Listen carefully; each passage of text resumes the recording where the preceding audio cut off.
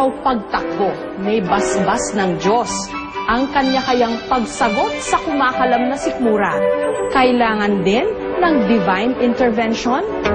Bangus ang isa sa paboritong isda ng evangelist at ngayon tumatakbo sa pagkapangulo na si Brother Eddie Villanueva. Hindi raw ito basta-bastang bangus recipe, ang baked stuffed bangus.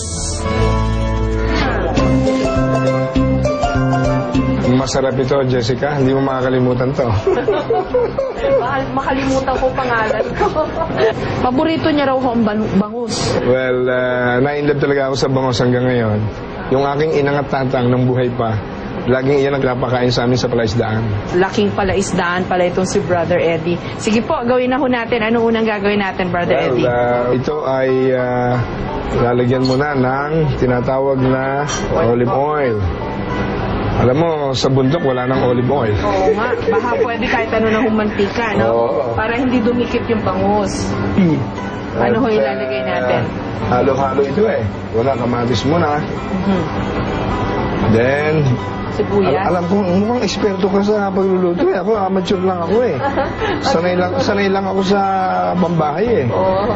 Medyo mahilig din po ako magluto. Okay, ito na. Nalagay na natin lahat ng rekado. Ngayon ay Babalutin na babalutin natin. na. Lagay na po natin sa oven. Okay. Tapos gawa na ho tayo ng sausawan. Masarap yun. Sunod kaming naghanda ng sausawan. Itong sibuyas at saka bawang, saka soy sauce, konting kalamansi.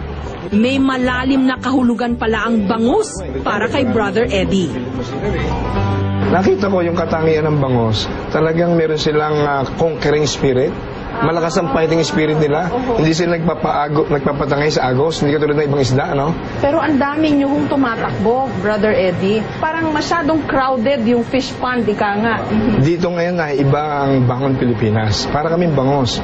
Kapag bumuhos ng malakas na agos, maraming isda, nagtatabihan na, no? Pero yung bangus, lumalaban. Makalipas ang 20 minuto, ang baked bangus ni Brother Eddie pwede nang sentensyahan. Ayan na.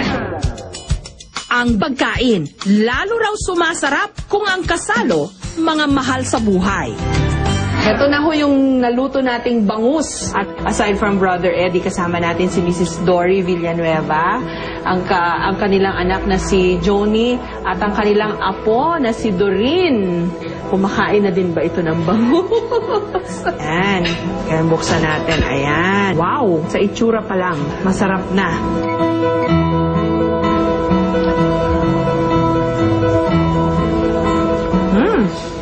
Ang sarap. Ang lasa ng bangus, malinamnam.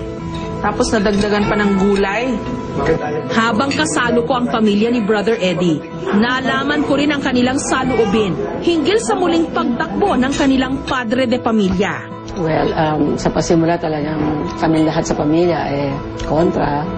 Dahil ano pa ba naman ang hihilingin namin sa Panginoon, binigyan kami ng isang ministry, napakalaki, napakalawak. Pero alam mo, si Brother Eddie, pag nakilala mo doon, talagang gano'n na lang yung pagmamalasakit niya sa mga tao. Sabi ko nga sa kanya, Dad, I think your family needs you more than the country needs you. Pero knowing him, sabi nga namin, wala pa kami sa mundo. Yung heart na niya is for the people eh. Kaya sa muli raw pagharap sa hapagkainan ng buong pamilya Villanueva, respeto at suporta na ang inihain nila para kay Brother Eddie. Saan ho nanggagaling yung sidhi ng damdamin nyo para tumakbo at magmahal sa bansang ito? Tayong mga tao, meron tayong innate goodness from God eh. Pag nakita mo injustices, nakita mo mga tayo naghihirap, hindi naman dapat maghirap. This is a kind of dysfunctional system na hindi naman dapat mangyari. Sabi nga ni Nelson Mandela, poverty is man-made and therefore man has the right and the obligation to correct it. Sipag at tiyaga. Ito nga ba ang mga secret ingredient sa winning recipe ni Senator Manny Villar ngayong Pasko at pati na sa eleksyon 2010? Tikman natin. Sa pagluluto, hindi lang daw mga rekadong gulay at pampalasa ang mahalaga. Dapat din daw sangkapan ito ng sipag at sahugan ng tiyaga. Ang resulta, espesyal na embutido ala Manny Villar. Kaninong recipe ho itong gagawin natin, Senator? Well, ginagaya ko sa nanay ko. Hinaluan ko lang ng konti. Bakit ho itong gusto nyong lutuin ngayon? Ito kasi sa mahirap, special to eh.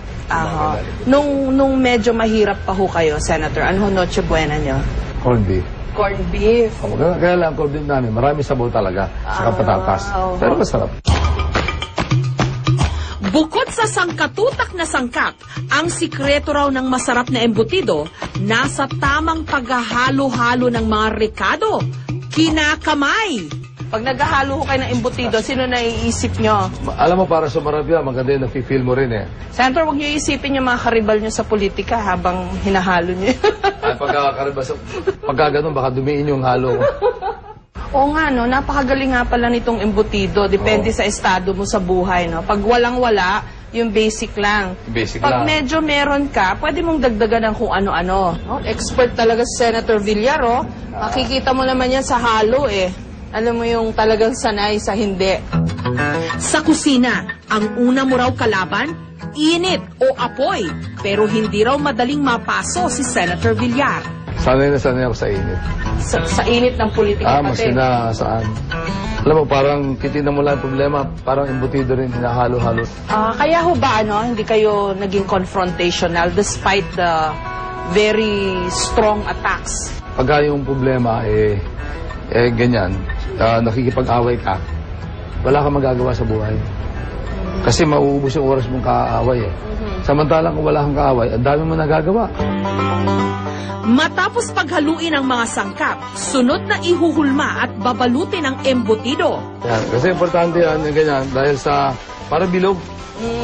Kasi gusto nila embutido, bilog. Mahirap yung embutido mo kung kudrado. Okay, so after 30 minutes, luto na yung ating embutido. Patitikman ko na yung embutido ala Manny Villar. Lasa mo yung karne pero lasa rin yung mga pampaspice up, yung mga pickles, yung pasas.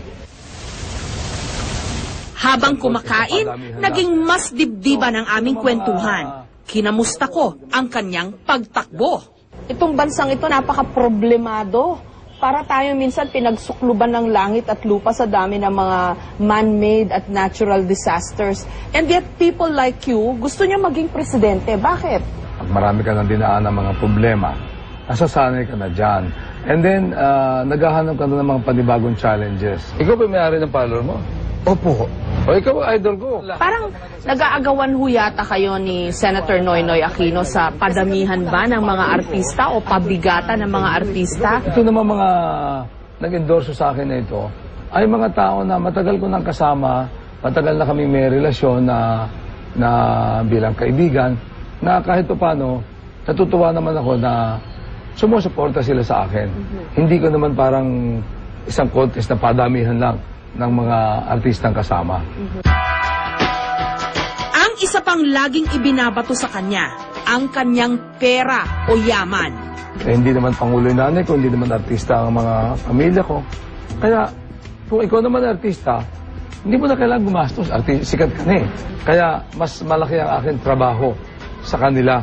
Kaya ako naman, walang choice doon. It's parang yun ang paraan para mapantay ko lang, ma-level ang playing field.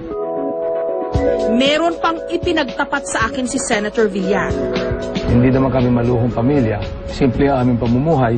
At sinasabi ko paminsan-minsan pag may luho, sinasabi ko, ipabayaan mo naman ako makatikim na luho. Ngayon pa lang naman ako makakatikim. Talaga ho, kuripot kayo kahit ang dami niyo raw pera? Kasi pag nasanay ka na buong buhay mo na wala kang pera, pagka meron kang gagastusin na mahal, hindi ka na masaya eh. Ang buhay niya, para raw pagluluto ng embutido. Mahabang proseso ang pinagdaanan. Pero kapag tama ang pagkakaluto, tsak na mapapangiti ka sa sarap.